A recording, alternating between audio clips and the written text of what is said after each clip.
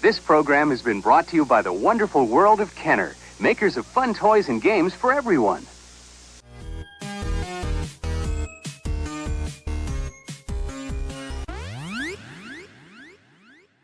When anyone talks about action figures from the 80s and the 90s, the biggest name to come up? Kenner. Sure, there was Star Wars, but this company had so much more when it came to action figures. It was founded in 1947 by the Steiner brothers in Cincinnati, Ohio, and named after the street where their original corporate offices were located. During its first 20 years, Kenner created products like the Bubble-matic gun, the Give-A-Show projector, and the Easy Bake Oven. By 1967, it was scooped up by General Mills, a food company still going strong today with every kind of Cheerios known to man. While a successful company, everything started to change with the introduction of Kenner's first action figure, the $6 Million Man. This 13-inch toy wore a tracksuit, sneakers, sported a telescopic bionic eye, and skin that could be rolled back to reveal his mechanical parts. Plus, he battled such villains as Bigfoot and a guy named Maskatron with removable human faces. What kid wouldn't love that? Not long after, an even bigger breakthrough. Every single toy company passed on some space movie called Star Wars. An adventure unlike anything on your planet. Star Wars. Here they come. But Kenner took a chance on it. It was a roll of the dice that would pay off in a massive amount of Imperial credits. The 5 points of articulation 3 3/4 figures were a colossal hit. The first figures did not even hit the market until almost a year after the movie, yet the lust for the toys was still feverish. The figures flew off the shelves. That set Kenner up for more than a decade of success, though the company was not exempt from failure. In 1979, 1 year after the release of the Star Wars toys, Kenner made an 18-inch toy of the Xenomorph from the R-rated horror movie Alien. Oops, that did not go over well with parents or terrified children. 1979 also saw the release of another line of 3 3/4 figures, Butch and Sundance. The toys were based on a prequel to the 1969 movie Butch Cassidy and the Sundance Kid. The movie was a huge disappointment, and kids did not have much interest in the toys either, though the figures would live another day.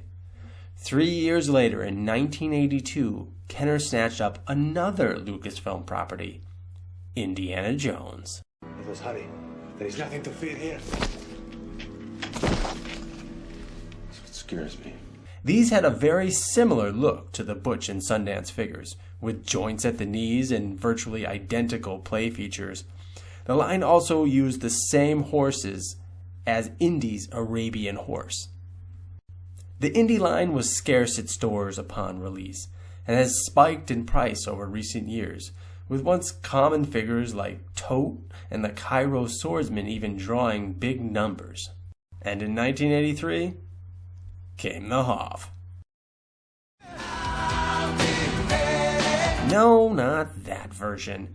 This version. I am the voice of Night Industry 2000's microprocessor, KITT for easy reference. David Hasselhoff and his wisecracking car named Kit from Knight Rider. Kenner produced just one figure for this line, Michael Knight. 6 inches tall and sporting one sweet maroon turtleneck. The car Kit was the real star here, which also came with the Michael Knight figure. It wasn't until 1984 that Kenner found its next action figure hit with the Superpowers line. While nothing can beat Star Wars, this line was close. Standing about 2 inches taller, these figures had more articulation and action features for, you guessed it, superpowers. Each sold separately. They're so powerfully built. Squeeze them, they've got power action like Superman. And Batman. Here comes Hawkman. The line lasted 2 years, featured 3 series, and 33 figures. There were classics like Superman, Batman, and the Joker, all the way to more obscure characters like Brainiac, Orion, and even a few made-up ones like Golden Pharaoh and Cyclotron. These are probably a close second to the Star Wars line when it comes to Kenner collectors and how we value them. However, most of them are very obtainable, and only Cyborg is valued in the high hundreds of dollars if you want to complete the entire set. A year later, the company came out with one of their most interesting lines, Mask. Mask, where illusion is the ultimate weapon. Convert Switchblade to jet mode. Surprise, Matt Tracker. Mobile Armored Strike Command. The 80s, when K could be swapped for a C at will. This line did have small action figures, but they were not the stars. Instead, it was the transforming vehicles that led the way. A car turned into a plane, a motorcycle turned into a hovercraft, and a gas station turned into a convenience command center, ready to blast you away before you could say 4 for $1 Twinkies. The line was a gamble that paid off. But Kenner was still left with a void. No Star Wars, no superpowers, no action figures, until Chuck Norris. You got no right. I've got no right? No! I think that's a pretty good right. Before he became Walker, Texas Ranger, this karate-kicking television star got his own toy line in 1986. Not to mention his own animated TV show that lasted 5 episodes. Chuck Norris.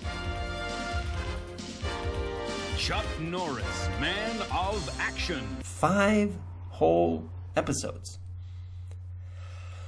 Why? Oh, the 80s. That makes sense. K's for C's, remember? Also in 1986, Kenner picked up the license for Centurions. These were warriors who, when combined with exo frames, could take on the evil Dark Terror. I never had any of these, and I'm not sad about it. There's something strange in the neighborhood. So who you gonna call? Ghostbusters! Each sold separately. In 1987, Kenner went all in on the cartoon version of the 1984 film Ghostbusters.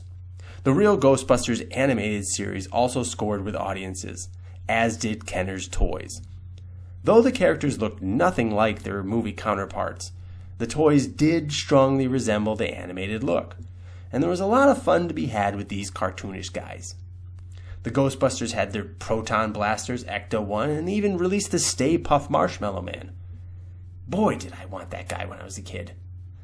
I don't think we could ever find him at the stores, so my dad, in his best efforts, made Stay Puft Marshmallow Man out of those round balls you find at the craft store. Wasn't the best thing in the world, but you know what? Good effort, Dad. The line later moved on to play features, where a Ghostbuster had exaggerated facial expressions or a grandmother turned into a monster, and they even had the classic monsters like the werewolf and Dracula. Later, Kenner released Silverhawks and Sky Commanders in 1987. Sky Commanders all had devices that attached to string, giving them the ability to fly around your room. Cool concept, I can't argue with that. I never had any though. And speaking of things I never had, Silverhawks.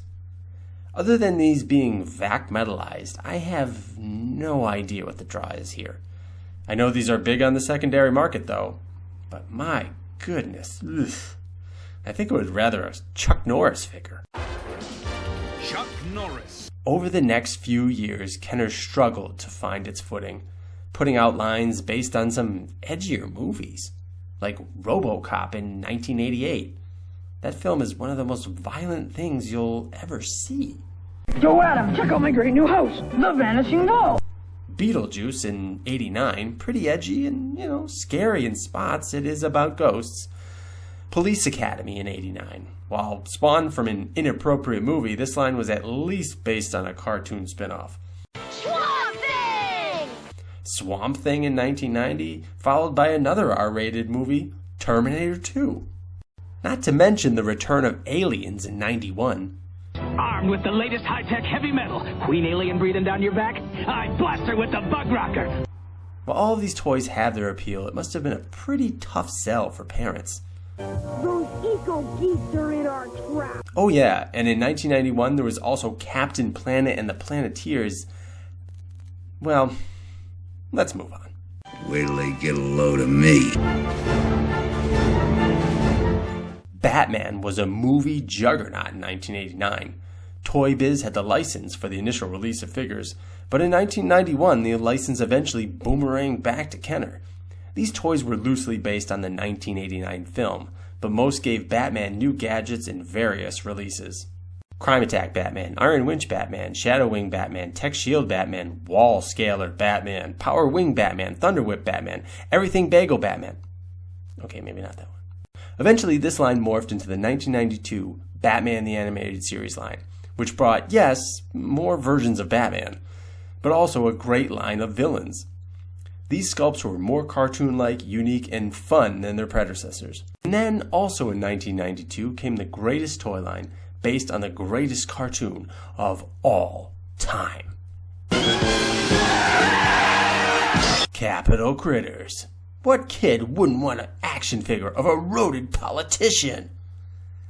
I'm shaking. The show was a massive primetime flop, and so was the toy line. Not surprisingly, these can be had on the secondary market for a few hours of pay. Then came 1993. Film itself changed forever. Hey! The release of Jurassic Park had people flooding theaters to see digital dinosaurs, and plenty of those same people were heading to the toy aisles, picking up T-Rexes, Raptors, and Dilophosauruses. Still, Kenner wasn't done with its R-rated obsession, releasing colorful Predator toys in 1994. Honestly, these things are pretty cool and the sculpts are nice, but I would love to understand the decision-making at Kenner to create anything based on an R-rated movie. Were they already thinking about these for collectors, or were these really designed for kids? In 1995, Kenner came to play with its Gargoyles line. These guys had a fun, chunky design with some decent articulation for the time, and while I don't have any, I bet these would look great on a shelf. The 90s also saw Kenner rock action figures for some of the greatest actors of our time. Kevin Costner, not only once, but twice for Robin Hood and Waterworld. Arnold Schwarzenegger, I'll be back in Terminator 2, as I mentioned before, which actually became quite the extensive line running from 1991 to 1997. And Ernie Hudson in Congo. Holy smokes, why would you do this to poor Ernie Hudson? Got a lot of scores to settle. It's like what's going on in the Congo. Things are pretty bad in the Congo right now. We heard. That movie is literally unwatchable. And yes, I know VR Troopers and Vortek are mishmashed in there at some point in the 90s, but honestly, who really had those? Kenner was an amazing company. Unfortunately, it was absorbed by Hasbro in the early 90s. They kept releasing toys under the Kenner header until late in the decade, and it eventually closed all of its offices in 2000. But the Kenner logo lives on. You can still see it plastered on every last piece of retro packaging, an appeal to boomers and Gen Xers like myself, as they and me try to grasp for their youth, while toy companies tighten their grip, squeezing one more nostalgic dollar out of our already empty pockets. Thanks for the memories, Kenner, and all of our action figure greatness. Please like this video and subscribe to Toys We Remember. We'll be back with much more soon. Take care.